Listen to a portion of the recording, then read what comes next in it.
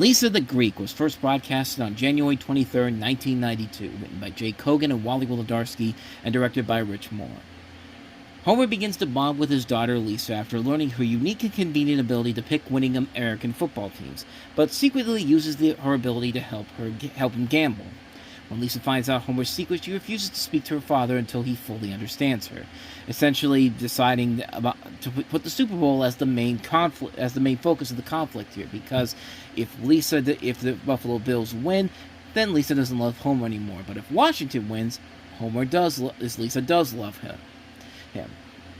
And it was designed to satirize the Simpsons staff members' love affair with gambling, particularly on football. And it references both the Super Bowl and the NFL, and only aired a few days before Super Bowl 26, I was about to say 25, but 26, and correctly predicted that the Washington Redskins would win the game. Which did lead to a very interesting scenario that I'm going to get into in just a little bit here. But as far as the episode itself goes, it works because it shows how much Homer and Lisa really do care about each other, and how the father-daughter relationship evolves throughout the course of the episode. When Lisa thinks this is just building their relationship closer, Homer thinks nothing except that he can use his daughter to help her gamble. Once she finally figures it out, that's when Homer realizes that, okay, I know I've screwed up something good here.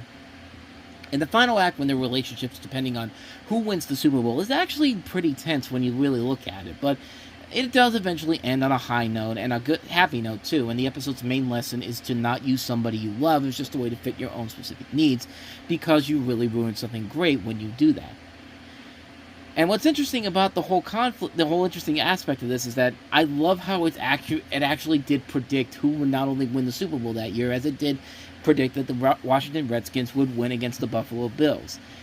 And so that was something that was kind of interesting, that they decided to rerun the episode again the next 2 years and redub it by just by replacing the Washington Redskins with the Dallas Cowboys. And of course, the Dallas Cowboys won not only once but twice, and it would continue to be accurate in later years when it was redubbed.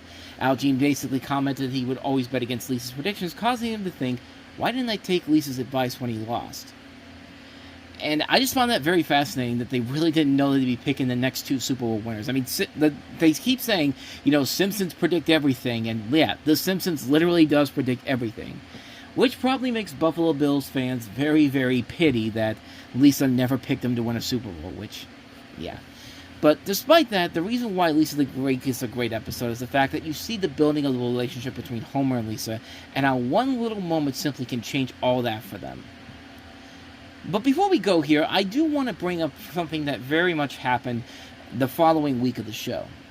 You see, on January 30th, 1992, before a repeat airing of Stark Raving Dad, Fox aired a new intro in response to a speech made by then-President George Bush 3 days earlier, in which he said Americans needed to be a lot more like the Waltons and a lot less like the Simpsons. It goes into and if you have the Season 2 DVD, they actually do go into more detail about the little war between the Bushes and the Simpsons going on around that time, and shows the letters that Barbara Bush literally wrote to the Simpsons, which is pretty fascinating to watch.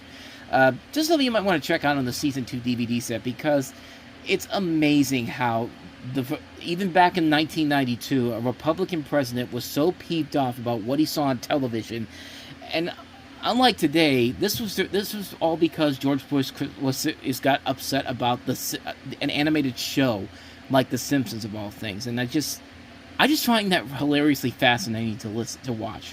We are going to keep on trying to strengthen the American family, to make American families a lot more like the Waltons and a lot less like the Simpsons. Huh?